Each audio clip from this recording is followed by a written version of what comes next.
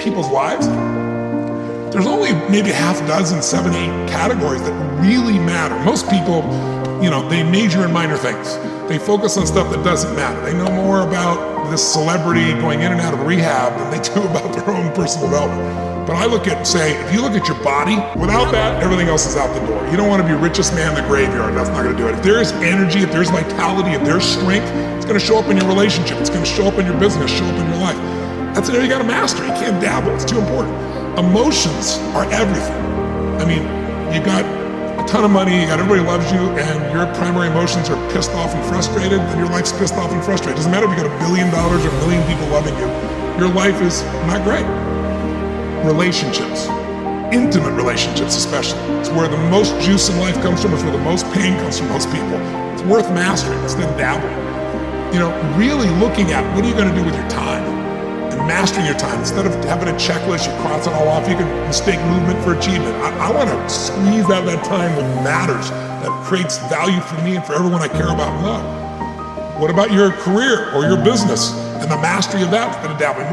Most businesses are dabblers. That's why they don't make it. 96%, any 10-year period of time, 4% make it. That doesn't even mean they're profitable. And it does not mean they're enjoying themselves, all right? Or they're getting anybody else to feel good.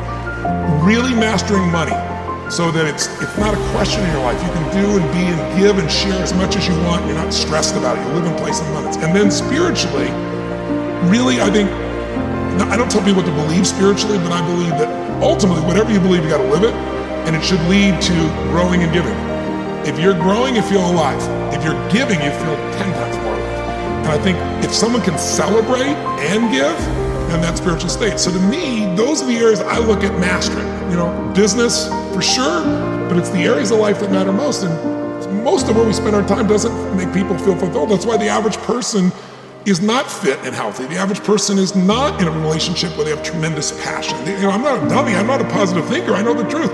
The average person is not successful in business. The average person is not earning what they want to earn. But you know what? Very few people have those things, but a few do. A few are happy, fulfilled, spiritually alive, financially strong, their business is growing, they have passionate love affairs, and I'm obsessed with finding the few who do and find out what they do different and teach them to everybody. Everyone's going to measure themselves differently because everyone values things differently.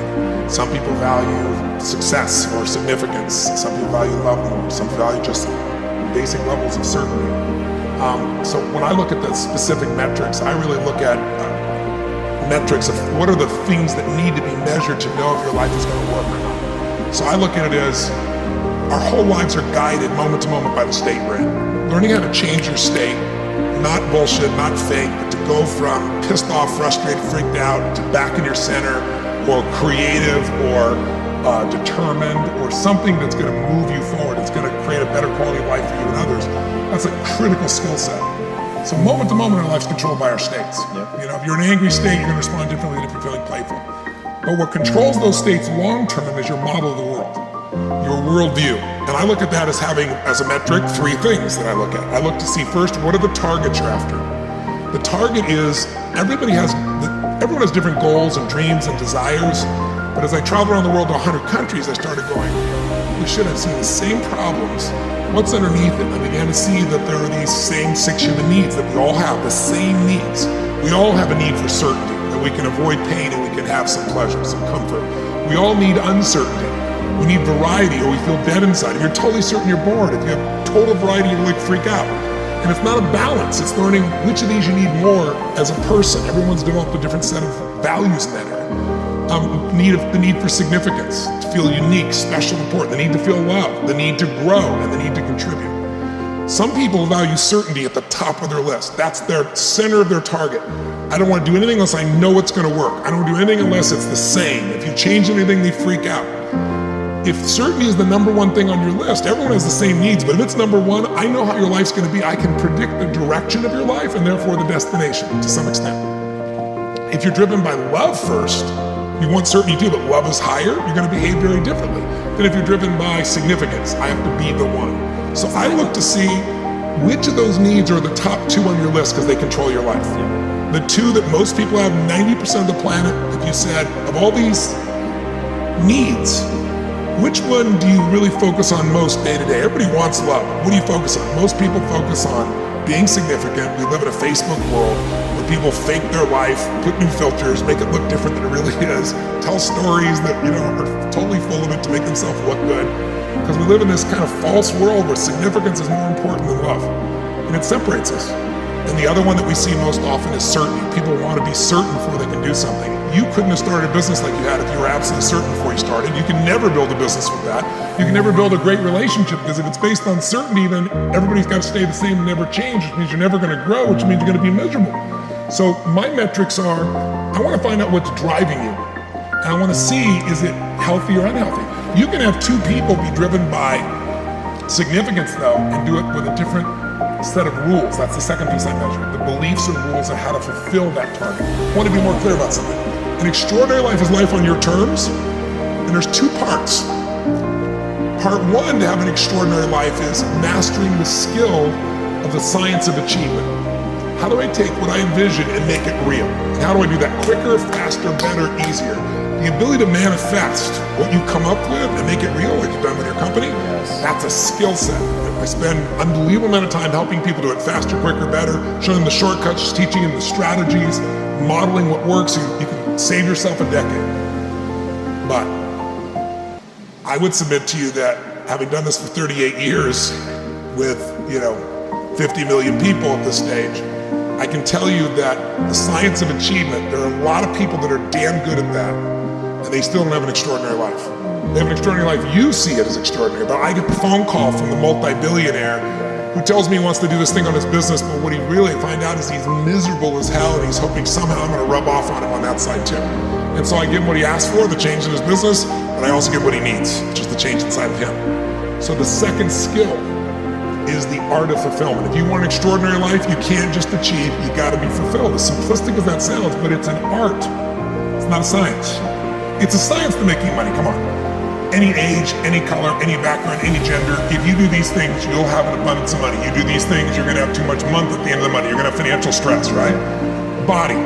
Everyone's biochemically different, but you and I both know there's fundamental rules, laws. There's a science in the body. You violate that science, you're gonna have disease, you're gonna have low energy. You align with that, you're gonna have an abundance of energy. It's gonna affect everything in your life. It's a science. Fulfillment's not like that. Fulfillment is as different as our human beings. You wanna know what God or the universe likes? Look at the jungle, look at the forest. It's diverse, right?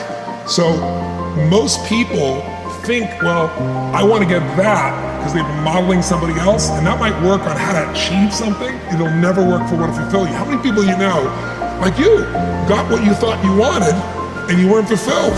And that, I always tell people, success without fulfillment is the ultimate failure. The ultimate failure. Because if you go at something and you fail, you're an achiever, you don't fail, you I learned something, I'll just try something else. I'm gonna still get there. But when you succeed and you're not happy. So a perfect example of this, I mentioned in the seminar you were there because it hit me about a year and a month ago, we lost what I consider a national treasure, Robin Williams.